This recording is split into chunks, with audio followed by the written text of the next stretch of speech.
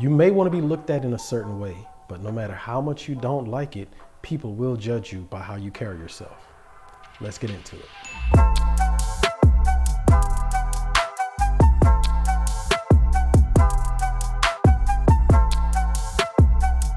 What up, y'all? I'm Christopher Markland, and welcome to my review of the final episode of season 5 of Ready to Love. That's right, we are at the end, and this is the second part of the 2-part reunion special, and that's it. This season is a wrap. However, just like I've done for the entire season, well, just about, y'all know I missed a few episodes, but just like I've done for every other episode that I've reviewed this season, I don't just tell you what happened on the show, but instead I use the situations on the show. We still talk about the show, don't get it twisted, but I use the situations on the show to talk about love, relationships, you know, just those things in general when it comes to dating, marriage, all that good stuff. So if you like how I do it, or if this is your first time here, please like this video and leave a comment below. I want to hear what y'all got to say, and please be sure to subscribe to this channel. Someone's lying. Like I said, I'm not lying, because at the end of the day, Tommy, she told Ace. Ace told me. No. And I never created anything. The telephone is broken, bro. Okay, let me ask you. You lied.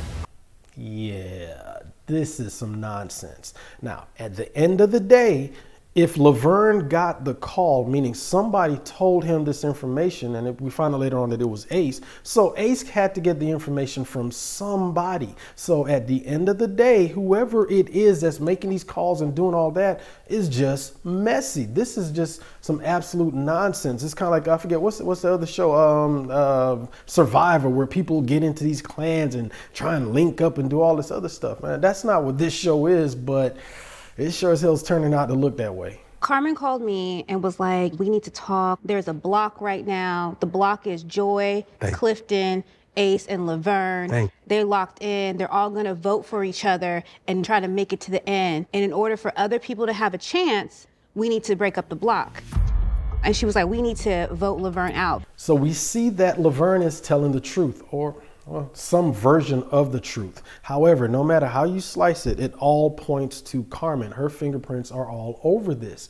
Instead of trying to vote somebody off because you don't like the fact that they have connections, instead build strong enough connections on your own. This whole thing is just messy, and it doesn't come across as people operating from positions of strength. Instead you have people moving in the background because they don't like how weak their position actually is. Carmen, I got receipts.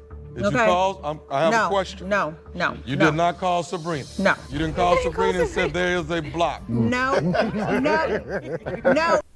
Usually, if you have receipts, you tend to show them. So she said there, yeah, I've got receipts, but couldn't produce anything or couldn't say, you know, this is what happened on this day, nor could she point to somebody else to corroborate exactly her, you know, recounting of the events. In fact, everything that she said was just the opposite. When she called somebody else's name, it's like, nah, that didn't happen. On the previous part 1, Sabrina was like, yeah, you called me and I told you, no, that's not it. So all of these people are saying the same thing, which is Carmen is calling them because she doesn't like the position that the other couples are in. So she took it upon herself to try and break up the couples.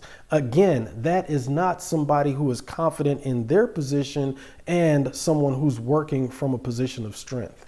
A couple of weeks ago, Precious called me and said, Carmen. No, didn't call you. Yeah, you did. It was like 9 o'clock in the morning. I did not call you, Carmen. I think I told several people I'm about sure you did. this conversation. I'm sure you did. In the words of my grandmama, somebody lying. Yeah, exactly. Again, I'm asking, where are those receipts? So Tommy asked the question of Sabrina, and Sabrina's like, yeah, Carmen called me, but I explained where I was and that I wasn't interested in Laverne anyway, so he was going to have my vote regardless. I don't need to be conspiring in order to you know, vote for elimination for Laverne, because that's how I felt anyway. Tommy then pivots and asks Precious, and Precious vehemently denies that she was trying to conspire or she said anything it all again points to Carmen as the person who was trying to orchestrate Laverne getting booted off the show. What was conveyed to me from Precious, it didn't come from a negative or a malice place when we were connecting. And that's really why I shared it with Laverne, because it was like, you are my top connection. But we were just like chopping it up as women. Right. And she was like, look, I want to let you know, Carmen is reaching out to Sabrina. Carmen is reaching out to Tina because she wants to break up the couples. And finally, we have Ace corroborating everything else that was said by both Sabrina and Precious, in that Carmen was the one making those phone calls. It's like messy people do messy things, and right here we are seeing it. So it's like, I have the receipts. Once again, she has yet to produce anything to show that what these other ladies and also what Laverne is saying didn't happen, or even if it did happen, that Carmen wasn't involved in stirring up this pot of nonsense. Again, all fingers point to Carmen as being the messy individual stirring up this BS. These high school games y'all running right here. That part. Phones and text messages. Come on, man. Y'all? You shut your little young ass up. You right, Wiley. Y'all got to get out of the catty business, man. If you're trying to really find what you're looking for, come on. Tommy hit the nail on the head with this one. This is some high school mean girl shit. This is just pure catty behavior. There is a huge difference between being a powerful woman and a woman that's just playing powerful games. If you are this powerful person and you know of your inner strength, you know of your beauty, and you walk confidently in that, then you don't have to play any games or, try and vote people off or try to demean the other women or in any way belittle somebody else in order to big yourself up. It's one of those things, if you know the strength that you have and how you carry yourself, then there is no competition. I mean, you can look at all the stuff that Laverne said about himself, but one thing you can call him narcissistic, egotistical, whatever the case may be, but he walked in a certain confidence because he knows the strength that he has. It's the same thing with Carmen. If she knows that she's this powerful woman, then she doesn't have to play all kinds of games or, act that way towards the other women. Between me and you, though. What's up? How many suits you got? Probably over 200. You think you're a better dresser than Tommy, don't you? I know I am. You think so? You know you are. I am. Facts. We can put this to a test. We can go suit for suit. Okay, pound for pound. I mean,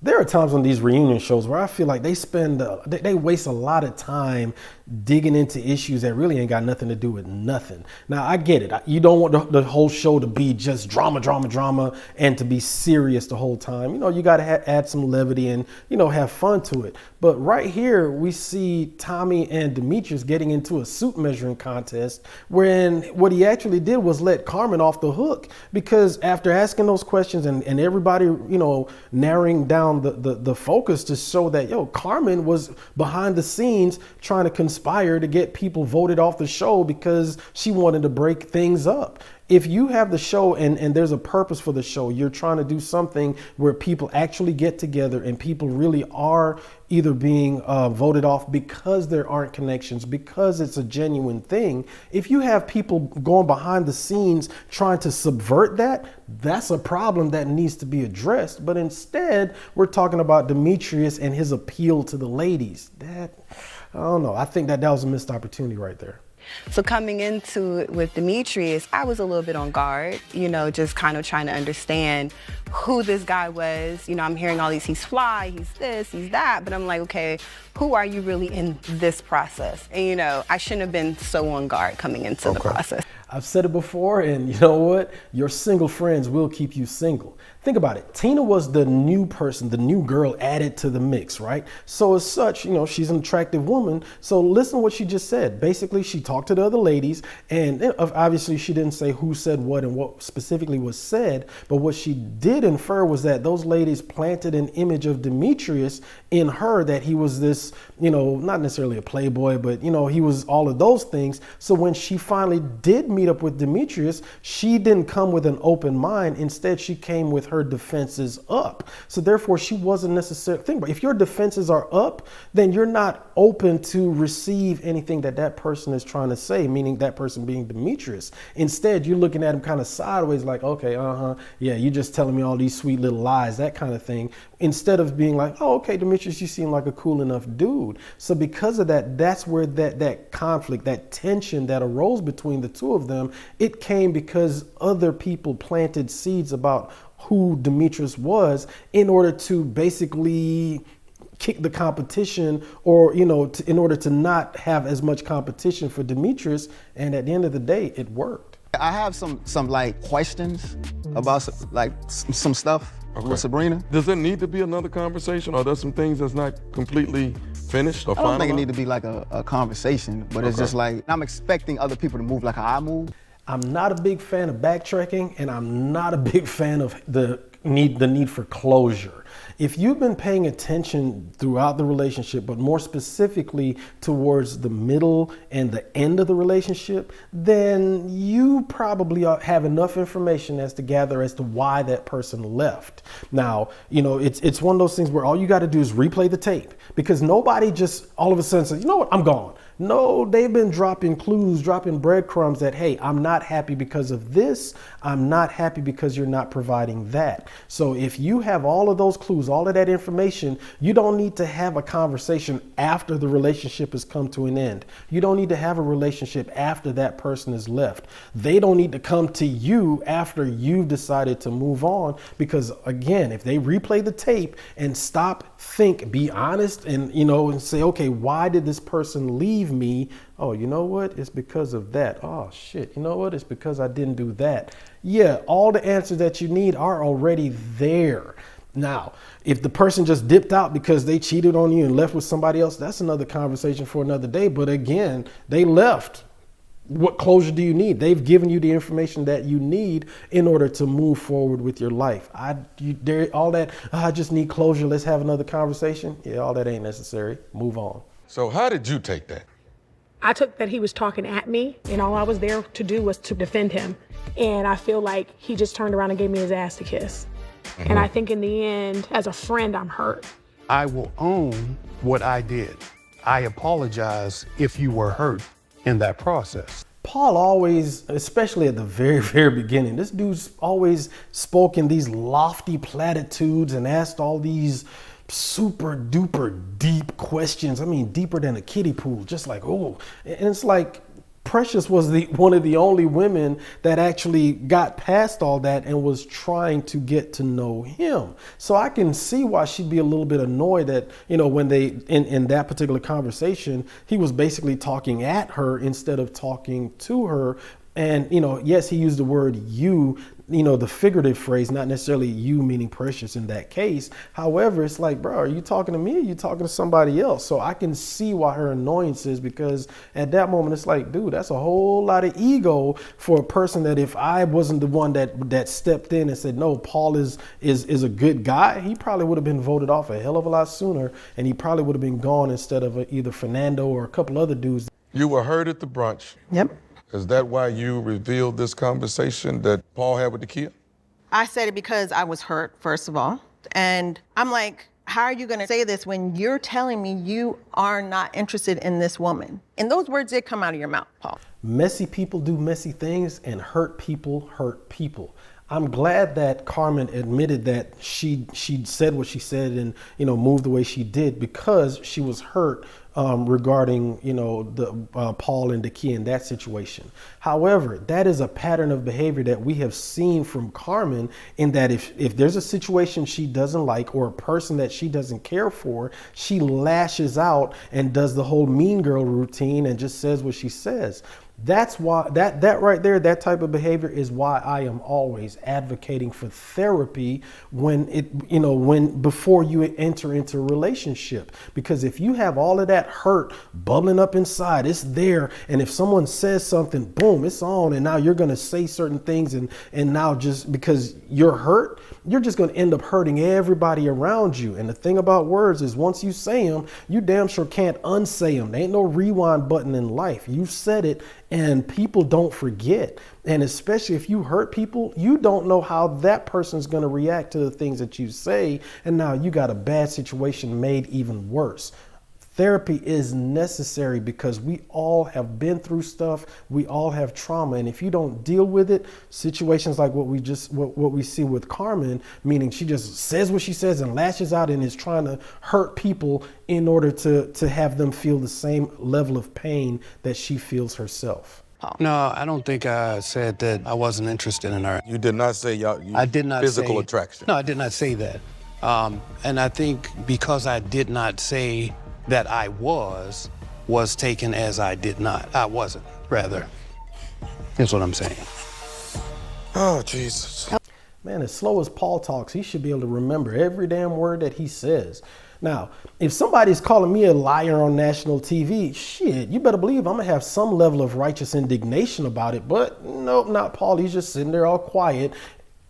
That just doesn't make any sense to me. And then on top of that, he comes with this word salad of a deblitted. I don't know what the hell he's even talking about. And just everybody's like, what the hell did he say? So it's one of those things.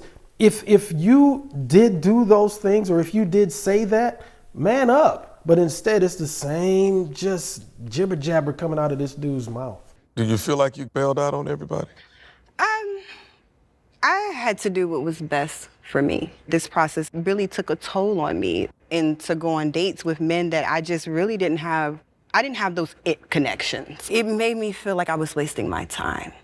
If you felt that you were wasting your time, then leave. If you felt that there wasn't anybody there that you were connected to or felt a connection to, then leave. If you felt that you weren't attracted to any of the men there, then leave. I'm all for you doing what you think is best for you. By all means, run it. However, there's a right and a wrong way to do something because think about it. Plenty other people self-eliminated for whatever reason. Either the person that they had the main connection with left. So they're like, hey, I don't connect with anyone else. That person that I really want to be with is gone. So I'm leaving as well. Or just for whatever reason, like, in the case of Eric, that's a bit of an extreme, but he's still self-eliminated. Again, if Tina didn't feel like she should be there, whatever her reasons were, then leave. Hey, Tommy, this ain't working. I'm out. Peace. Simple as that. Paul's a liar. And I'm going to say that right Paul's now. a liar? He's a liar. Oh, God. Damn. Paul wanted me to self-eliminate myself to be with him from the moment I came into this process. What the? Let me tell y'all something. I don't know what you done took. What the hell is going on today? And that is the question of the season. What the hell is going on? Now, don't get me wrong. This ain't nothing new. We've seen the drama, especially on the reunion episodes on many past seasons. Y'all go back. Remember, we had the Alexis Divine drama. Then we had the Mario and Tandy drama. What's her name? Riva. Then, keep going. We had the KG and Naya. So, there's always been some kind of drama. It's like, oh my God, that kind of thing. That's what keeps us watching. Hell, that's what makes it fun. The difference is this season, some of the people on some of the cast, it's been like, man, what the hell is going on with y'all? Now, I've said it before in other reviews, I don't bring in the other stuff that I see either on YouTube. There are other content creators that do their reviews. I make it a point not to watch anybody else's reviews or recaps or, their observations before I do mine because I want to make sure that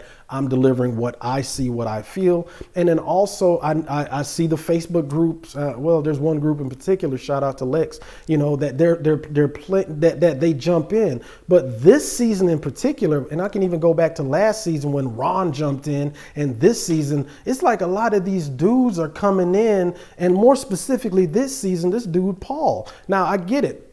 In the groups, there are plenty of fans, plenty of people that say what they want to say, and the cast members, hey, they can clap back too. I get it. However, with Paul, he's produced videos. One video in particular, I'm sitting there, I see my face, and I'm like, oh, okay, so you're producing all of these videos instead of just saying what you got to say to Tina on the screen. Now I get it, there's going to be editing and you can't really control what production does, but he has that opportunity right here, right now to say, nah, Tina, that ain't what it is. He hasn't said anything.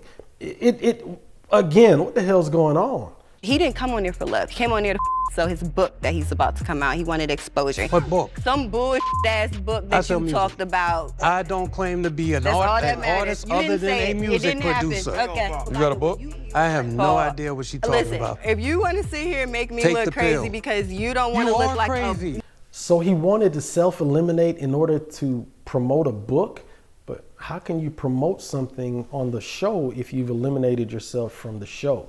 That part of it don't make any sense. Also, what doesn't make any sense is the fact that Paul has not once interjected and said, no, I didn't say that. He hasn't once said, no, I didn't call her up and ask her to self-eliminate. He didn't say any of those things. So again, if Tina just off the rip says, you're a liar, and here's the reason why, I have not heard this man say, nope, Tommy, what she's saying is not true. He's not saying, nope, Tommy, I didn't do that. He's not saying, nah, Tina, that's not what happened. My man hasn't said any of that.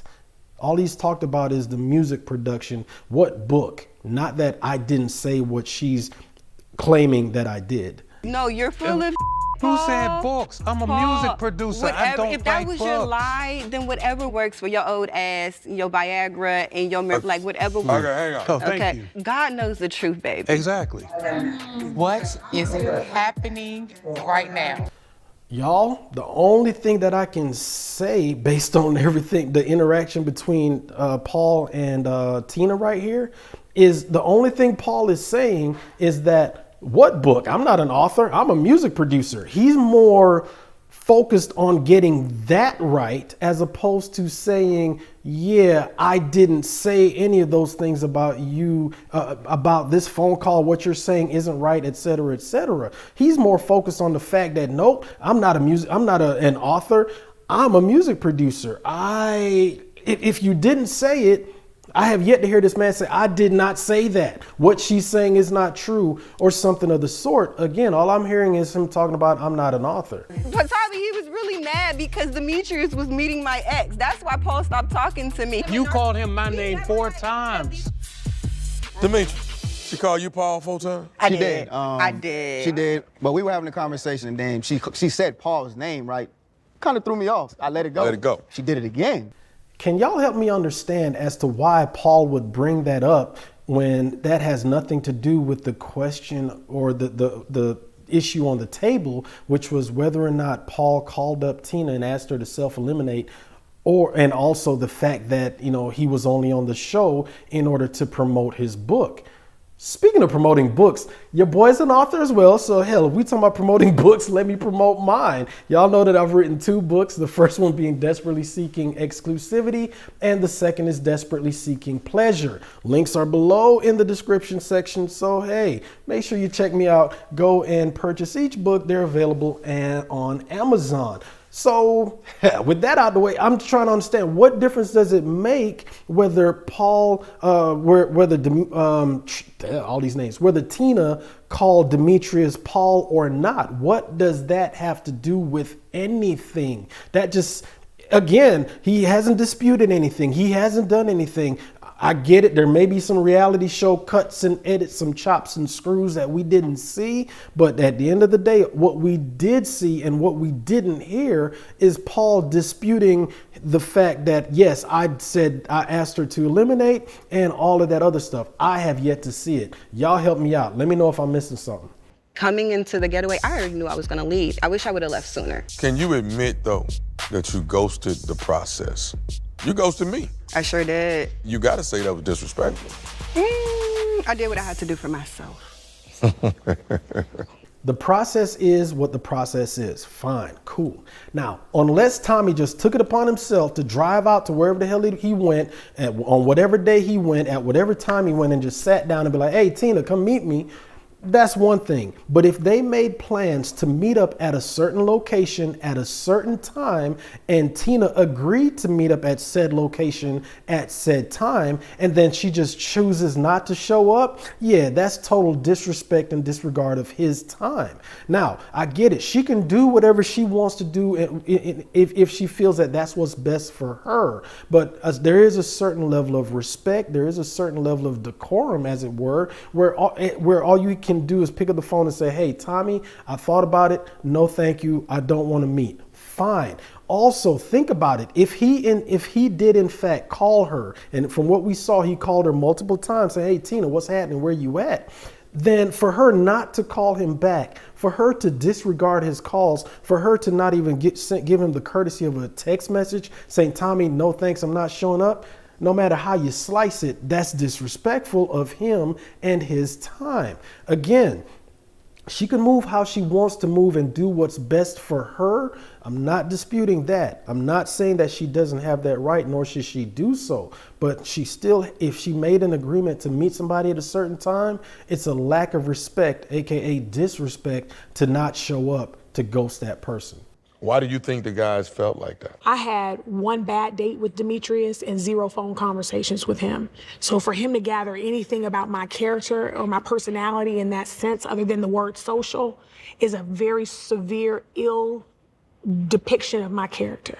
Tommy asked her specifically if the guys as a whole, meaning all of the men, felt a certain way if she agreed with that. Instead, she bypassed that and jumped straight to what Demetrius said. So it seemed like obviously she's got a beef with Demetrius and what Demetrius said, but what she can't do is overlook that all of the men felt the same way or felt some kind of way about her. It's easy to blame Demetrius, but yeah, you got to look at all of the men in general who were there that felt the same way essentially that he did. For being social is a term to use for networking. I'm not gonna, this is what Demetrius is not gonna do. I'm not gonna argue back and forth with you. If you wanna listen and stop trying to talk over me and just listen, then you maybe have an understanding. You're chastising me, and that's something that I'm not gonna allow to happen. You're not gonna talk at me, period.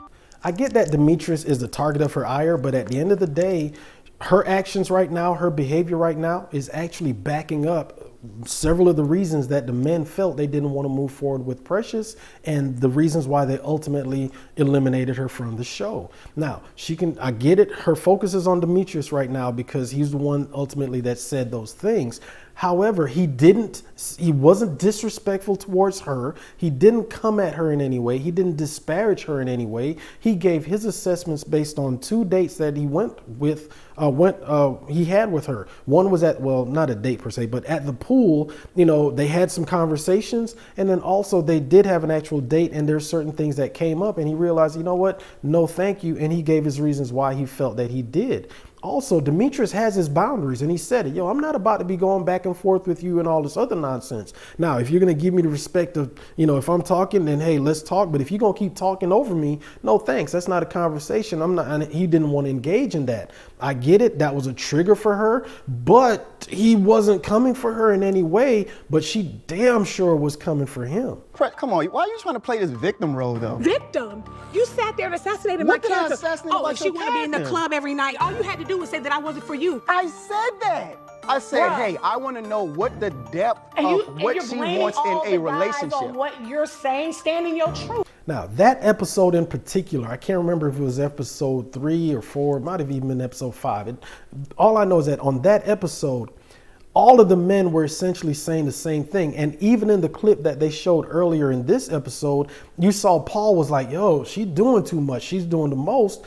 And that may have been, the alcohol was flowing. So, of course, she may have been a little bit tipsy. Whatever the case may be, all of the men did not have a positive impression of how Precious was carrying herself. So again, if she wants to be upset with Demetrius and all of that, that's fine. But all of the men, as I recall, were essentially saying the same thing about Precious, especially in that particular episode. I ain't hear all the guys say So that Precious means was they too didn't say it? social? Yes. So Demetrius has all of the power to What I eliminate saw you. Demetrius say on there saying that I wanted to be in the club and I was too social, what I saw on the television is what I'm holding you accountable for, bro. Hey, what's the Through his problem? life, Are you yelling at me feeling because some I'm type on of his way about lawn. Yeah, I'm feeling some type of way, absolutely.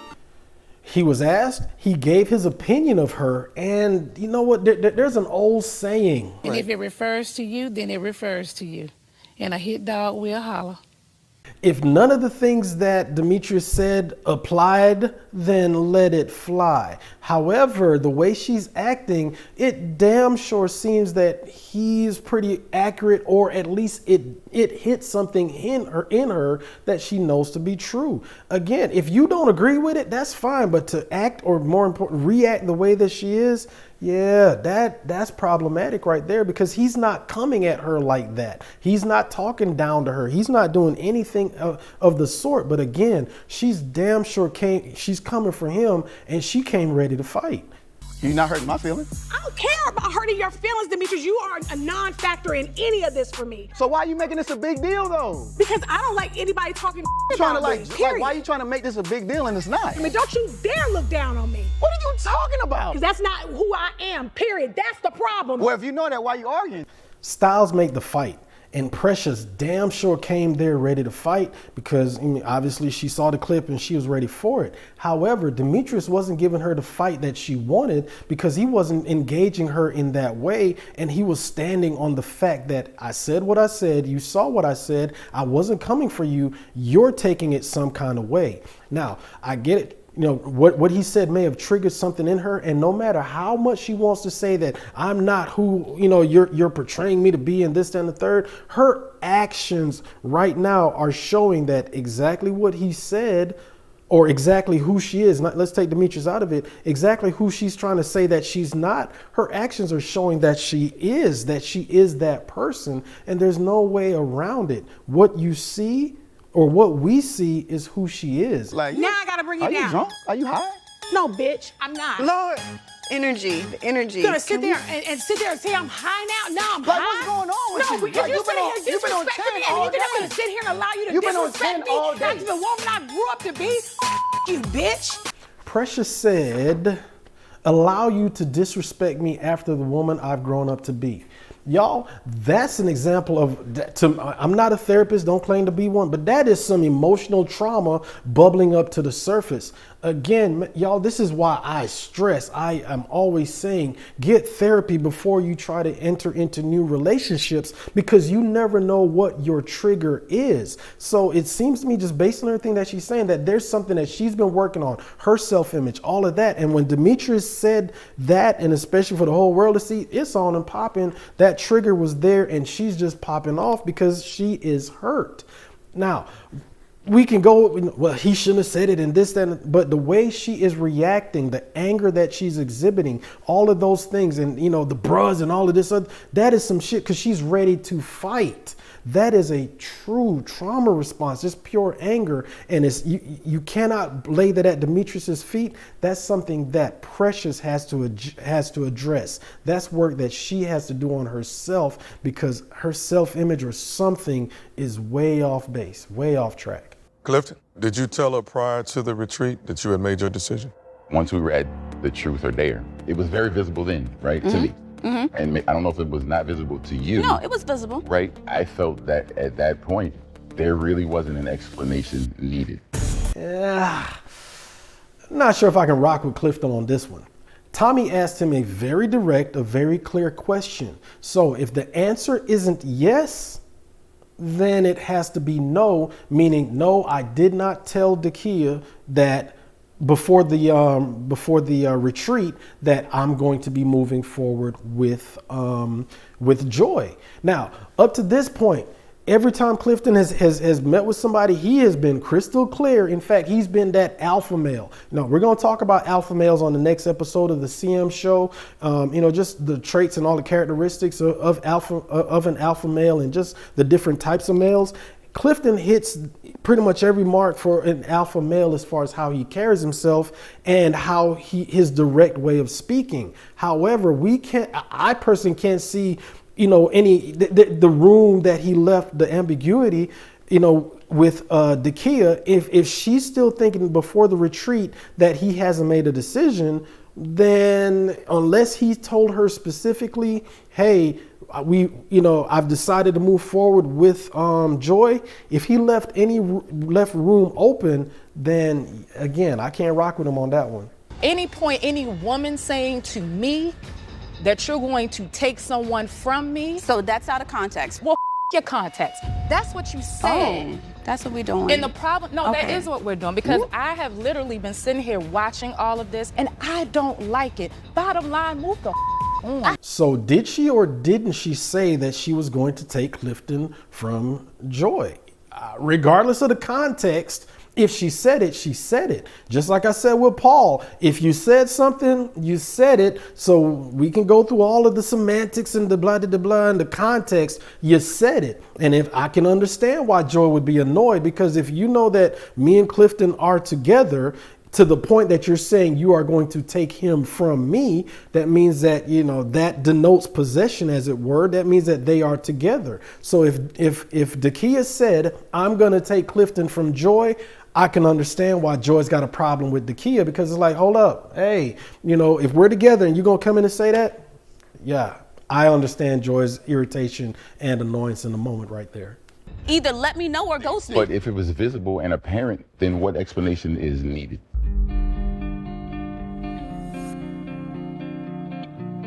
Love is complicated.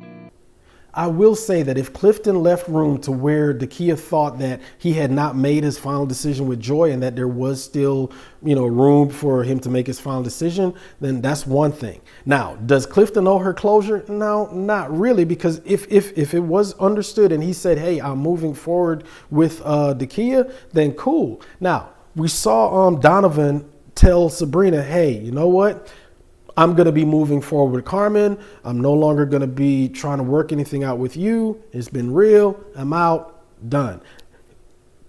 Clifton could have done the same thing with Dakia. Did he have to? No, not really. But by him doing that, it would have eliminated all misunderstandings. It would have been crystal clear as to where he stood, what he was doing, the moves he was making, so that way there can be no confusion. And if Dakia was to come after the fact, then it'd be like, no, I told you at 6:45 on, May 15th that this was what it was, and now you're coming, and that's a problem. But because he left that little room, that's where we are right now. Just tell you that I'm not checking for you like that. But what I'm saying is, it don't make sense to me if you say one thing and you're doing another. I'm not watching your story. Yeah, I've seen you on there. Let's just cut that. You've been on it.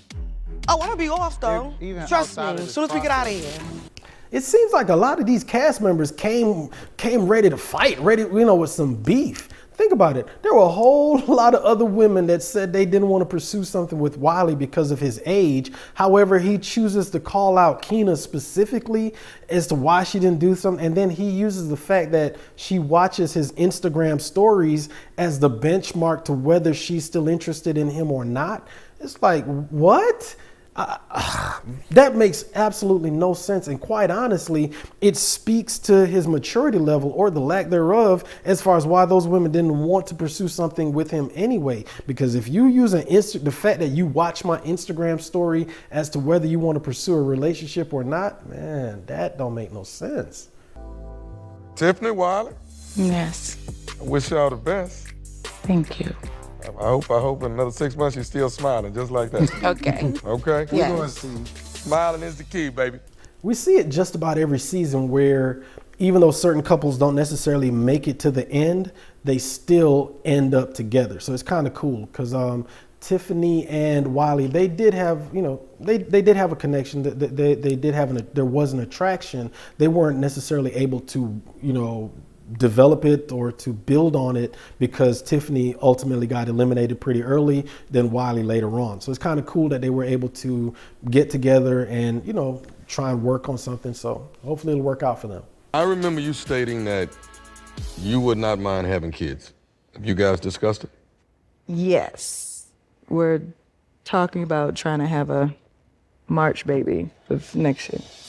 I'm all for it. As long as that baby gets here on or after March 21st, then it's all good. The reason being, if they have an Aries baby, then they are doing the world a supreme favor by introducing yet another Aries onto this planet, because there are not enough Aries in this world, and the more the merrier. So if Joy and Clifton can do that, then hey, y'all should say thank you for them blessing us having yet another Aries baby. Thank y'all. It's something that I can't deny. Okay. So let me show you. What's got that? I have something for you that Ooh. Wow. I'd like to know if you Hold up, is this dude about to propose? Wait a minute, man. Look, I've always been a firm believer that us dudes, we know fairly quickly when we found the one that we want to make our wife. It doesn't really take that long. It doesn't require this long, drawn out thing. Usually we know fairly quickly, and any extra time is really time for her to disqualify herself, real talk. But it's Clifton enjoyed it. Obviously, it hasn't been that long at all. I'm not quite sure when exactly they filmed it, but I just want to know, is this man about to propose to her on the show? come home with me. Yes, baby, yes. That's a key. It's a key. That's a key. It's a key. He ain't put a ring on it, he put a key on. Ooh, man. You know what? So he just gave her a key. One thing I will say, though, is that Joy's reaction kind of, it shows why they are such a good match for each other. Because quite honestly, a lot of other women would probably be upset that he pulled that old switcheroo on her, getting down on one knee where she's thinking she's getting a ring.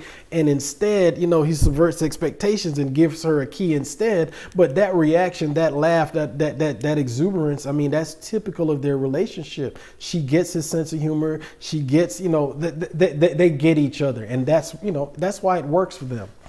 Anyway, with all that being said and done, season 5 has come to an end. This cast, usually, you know, maybe 1 or 2 people, 3 at most, that are like, you just problematic. But this cast, it was a whole bunch of people. It's like, God damn, what's wrong with y'all? Anyway, I'm looking forward to next season. I'm glad that it wasn't in, that this past couple seasons weren't in Atlanta or Houston. I like the fact that they went to another city, another part of the country. So I'm looking forward to see where they go next season. Hey, I'm looking forward to wherever they go. Yeah, I'll be there watching, and you know, I'll be doing these reviews. I mentioned it earlier. Couple things, actually. I mentioned it earlier that I am an author. Y'all see the links down below. I've written 2 books so far, Desperately Seeking Exclusivity and Desperately Seeking Pleasure. And I am literally working on book number 3, the final edits and whatnot, which is going to be Desperately Seeking Clarity. So if you haven't already bought copies of my books, they're kind of a series, but they're not. The links are below. You can purchase them on Amazon, both in paperback and Kindle format. Please, y'all, make sure you leave a review, good, bad, indifferent, whatever. Let me know what you think about it. I really want to hear from y'all. Also, I mentioned it earlier that the next episode of the CM show, we will be talking about alpha males. Y'all remember Liz's ex from last season, that whole situation? We touched on it then. We didn't really dig into it conversation wise. Well, tomorrow we will be having that conversation where we're going to be talking about alpha males. So if you haven't already done so, please be sure you subscribe to this channel, because even though the season is over, I will be having weekly conversations about different relationship topics, whether we talk about loneliness, whether we talk about, we're going to be talking about so many different things, you know, on the CM show. So like I said, please make sure that you subscribe, and also follow me on my other social media platforms. On Twitter, you can follow me at author_Chris M. On Facebook, you can follow me at author Christopher Markland. And on Instagram, you can follow me at Christopher_Markland. So please make sure that you like, follow, subscribe, all that good stuff. And let me know what you think. Please make sure you leave a comment on this video. I enjoy getting all of the feedback. Some of y'all be roasting me like, Chris, what the hell are you talking about? Others like, hey, Chris, great review. Good or bad, I love the feedback. So please make sure you let me know what you're thinking. Again, this season has been fun. Some of the cast members have been a lot, but I really thank each and every one of y'all for rocking with me week in and week out. I know there were a couple weeks that I wasn't able to make a review, and I appreciate y'all saying, hey, Chris, what's happening? What you doing? But, you know, as everything else in life, you got to be consistent with it. And I appreciate y'all for consistently coming back and, you know, watching, supporting these videos. I really and truly do appreciate it. Y'all, it's been fun. I will see y'all next season. And as always, stay determined.